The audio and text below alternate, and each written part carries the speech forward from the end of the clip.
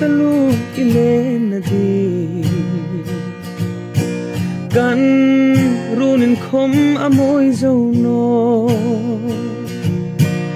i lein am wang nei shai le wang doi runa leng the ita ka magasin ngam lul no o di ka mangai em lei che in i lom na ding ani phochun van dang mi pom san le mel ro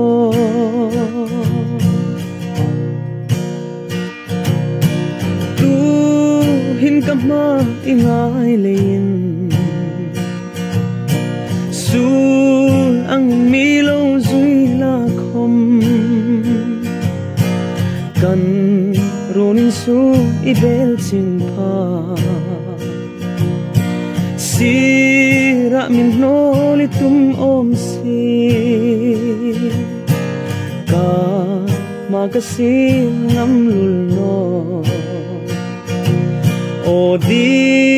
ka mangai em lei che in i lom na ding ani phochun van dang mi pom san le mel ro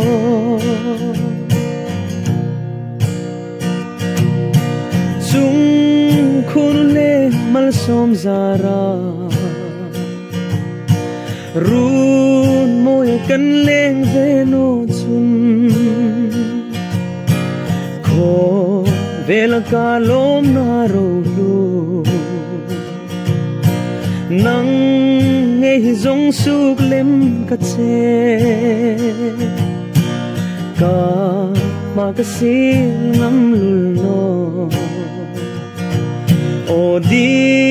ka mangai em lei che in i